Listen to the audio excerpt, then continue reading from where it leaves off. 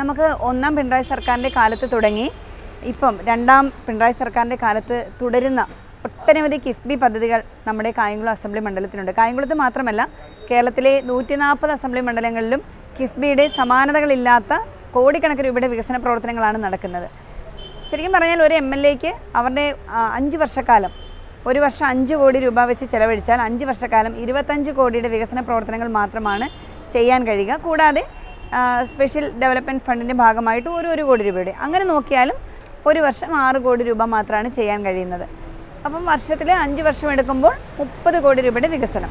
എന്നാൽ കിഫ്ബി കേരളത്തിൽ ഇൻട്രൊഡ്യൂസ് ചെയ്തതോടുകൂടി, അല്ലെ കിഫ്ബി വന്നതോടുകൂടി, ഞാനിപ്പോൾ ഇവിടെ നിൽക്കുമ്പോൾ എൻ്റെ തൊട്ട് മുമ്പിലുള്ള കായംകുളം താലൂക്ക് ആശുപത്രിയുടെ കെട്ടിടം അടക്കം 46 കോടിയുടെ വികസനമാണ് കായംകുളം താലൂക്ക് ആശുപത്രിയുടെ കെട്ടിടം ചെയ്തുകൊണ്ടിരിക്കുകയാണ്. സാധാരണ ഒരു MLAക്ക് ചെയ്യാൻ കഴിയുമ്പോൾ, മുൻകാലത്ത് ചെയ്യാൻ കഴിയുന്നതിൻ്റെ ഇരട്ടി ഇപ്പോൾ നമുക്ക് കേരളത്തിലെ ഗവൺമെൻറ്റിൻ്റെ സഹായത്തോടു കൂടി കിഫ്ബി എന്ന സംവിധാനത്തോടു കൂടി നമുക്ക് ചെയ്യാൻ കഴിയുന്നുണ്ട് എന്നുള്ളത് വളരെയധികം സന്തോഷകരമായ കാര്യമാണ്. ഇപ്പോൾ ഇവിടെ ആശുപത്രി എന്നൊക്കെ പറഞ്ഞാൽ ഒരു മണ്ഡലത്തിലെ മുഴുവൻ ജനങ്ങൾക്ക് വേണ്ടിയിട്ടാണ്. ആയിരക്കണക്കിന് പേഷ്യൻസ് വരുന്ന താലൂക്ക് ആശുപത്രിയാണിത്. അപ്പോൾ അത് നമ്മുടെ കൺമുമ്പിൽ തന്നെ ഇതിൻ്റെ നിർമ്മാണം നടക്കുകയാണ്.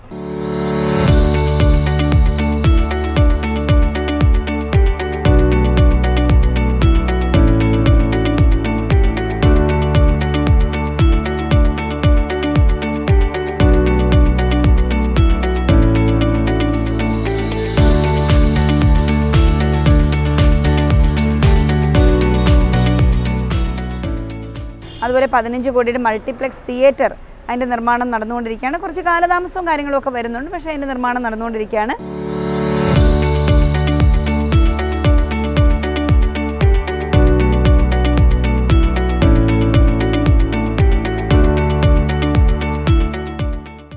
ഇപ്പോൾ ഏറ്റവും വലിയൊരു പ്രശ്നം, ഗതാഗത പ്രശ്നമായിരുന്നു മാമ്പ്രക്കന്നെ റെയിൽവേ ഓവർ ബ്രിഡ്ജ്.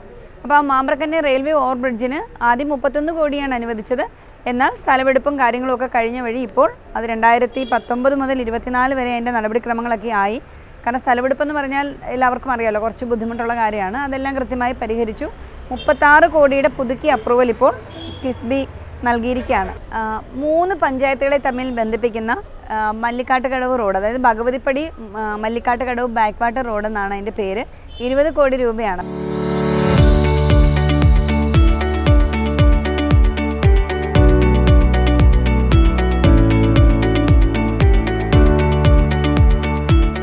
അപ്പം ഞാൻ ആദ്യം പറഞ്ഞെടുത്ത് തന്നെ നിൽക്കുകയാണ്.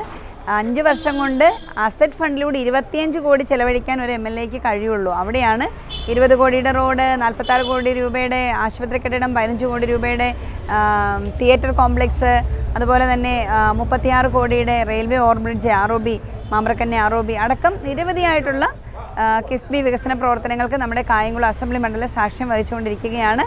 തീർച്ചയായിട്ടും ധാരാളം വികസന പ്രവർത്തനങ്ങൾ MLA ഫണ്ട് ഉപയോഗിച്ച് ചെയ്യുന്ന കൂടാതെയാണ് കിഫ്ബി ഫണ്ട് ഉപയോഗിച്ച് നമുക്ക് ചെയ്യാൻ കഴിയുന്നത്. MLA ഫണ്ട് ഉപയോഗിച്ചുകൊണ്ട് നമുക്ക് 20 കോടിയുടെ വികസനമാണ് 5 വർഷം കൊണ്ട്, അല്ലെങ്കിൽ 25 കോടിയുടെ ചെയ്യാൻ കഴിയുന്നതെങ്കിൽ ഈ പറഞ്ഞ പോലെ ഒരു പാലത്തിന് തന്നെ, എനിക്ക് ഇവിടുത്തെ ഏറ്റവും സുപ്രധാനമായൊരു പാലമായിരുന്നു കൂട്ടുംവാതിക്കൽ കടവ് പാലം. കിഫ്ബി ഫണ്ടല്ല, പക്ഷേ ഗവൺമെൻറ് സ്പെഷ്യൽ ഫണ്ട് തന്നുകൊണ്ട് 31 കോടി രൂപയുടെ ഒരു പാലമാണ് അവിടെ പൂർത്തീകരിച്ചത്. ഇതൊക്കെ വലിയൊരു ഗതാഗത സാധ്യതയാണ് നമുക്ക് തുറന്നു കിട്ടിയിരിക്കുന്നത്. അതുപോലെ ഈ ടൗണിൻ്റെ ഹൃദയഭാഗത്ത് തന്നെ മനോഹരമായിട്ട് പാർക്ക് ജംഗ്ഷൻ പാലം ഏകദേശം 6 കോടി രൂപ ഉപയോഗിച്ചിട്ടാണ് ഇപ്പോൾ ചെയ്ത് പൂർത്തീകരിച്ചിരിക്കുന്നത്.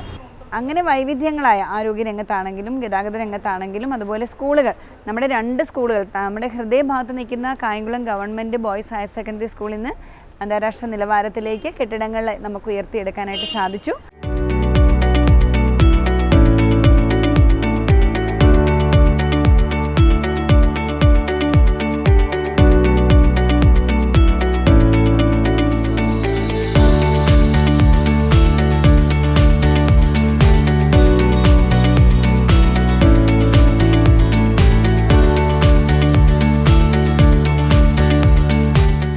അതുപോലെ രാമപുരം ഹയർ സെക്കൻഡറി സ്കൂൾ മനോഹരമായ മാതൃകയിൽ നമുക്ക് ചെയ്യാൻ കഴിഞ്ഞു.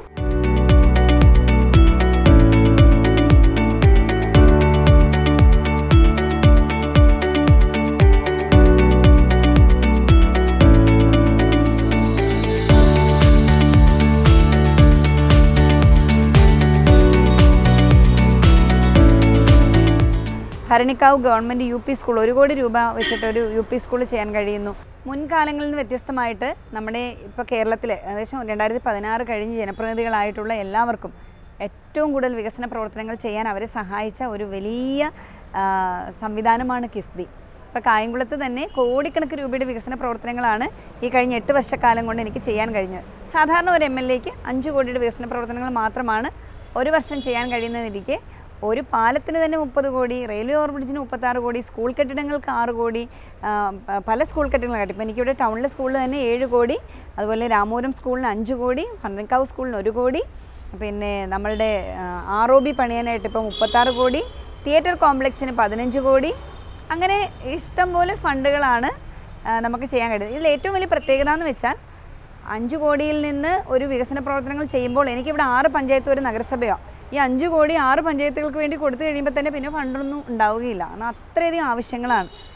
ഇപ്പം ഞാൻ നമ്മുടെ ബജറ്റിൽ 10 കോടി രൂപ ബജറ്റിൽ സ്പെഷ്യലായിട്ട് അനുവദിച്ച് കിട്ടിയപ്പോൾ ഒരു 20 റോഡ് അല്ലെങ്കിൽ 22 റോഡ് നമ്മൾ 6 പഞ്ചായത്തിലും നഗരസഭയിലൂടെ ചെയ്ത് കഴിയുമ്പോൾ ആ പൈസ തീരുകയാണ്, 10 കോടി തീരുകയാണ്. കാരണം അത്രയധികം ചിലവേറിയതാണ് റോഡുകളുടെ നിർമ്മാണം, നല്ല നിലവാരത്തിലാണല്ലോ ചെയ്യുന്നത്. അപ്പോൾ ഇത്തരത്തിൽ ഞങ്ങൾക്ക് കിട്ടുന്ന ഫണ്ട് പരിമിതമായിരുന്നു. ഈ 5 കോടി കിട്ടുമ്പോൾ പോലും അവിടെയാണ് ഈ പറഞ്ഞ കിഫ്ബിയുടെ സഹായം കൂടി വന്നതോടുകൂടി ധാരാളം വികസന പ്രവർത്തനങ്ങൾ അഭിമാനത്തോടെ നമുക്ക് മണ്ഡലത്തിൽ ചെയ്യാനായിട്ട് കുറേയധികം പൂർത്തീകരിച്ചിട്ടുണ്ട്. ഒരു റോഡിന് തന്നെ എനിക്ക് 20 കോടി കിട്ടിയിട്ടുണ്ട്. ഭഗവതിപ്പടി മല്ലിക്കാട്ട് കടവ് ബാക്ക് വാട്ടർ റോഡ്, അത് ഒരു 3 പഞ്ചായത്തുകളിലൂടെ കടന്നു പോകുന്നതാണ്. ലെങ്ത് ഉള്ളതാണ്. അപ്പോൾ അതിന് 20 കോടിയുടെ വർക്ക് കിട്ടിയിട്ടുണ്ട്. പിന്നെ ഞാൻ ഈ പറഞ്ഞ പോലെ റോഡായും സ്കൂൾ കെട്ടിടങ്ങളായും തിയേറ്റർ കോംപ്ലക്സ് ആയും അതുപോലെ തന്നെ ഹോസ്പിറ്റലായും ഒക്കെ കിഫ്ബി നമ്മുടെ മണ്ഡലത്തിൽ അനുഭവവേദ്യമായിട്ടുണ്ട്. തീർച്ചയായിട്ടും കേരളത്തിലെ ഗവൺമെൻറ്റിൻ്റെ ഏറ്റവും ഇച്ഛാശക്തിയുള്ള ഒരു ഇടപെടലായിരുന്നു അത്. ഒന്നാം പിണറായി സർക്കാരിൻ്റെ കാലത്ത് തുടങ്ങി ഇപ്പോൾ തുടർന്നുകൊണ്ടിരിക്കുന്ന കിഫ്ബി പദ്ധതി. രജത ജൂബിലിയിൽ കിഫ്ബി ഉറപ്പാക്കുന്നു ധനലഭ്യത, ഗുണനിലവാരം, സമയക്രമം.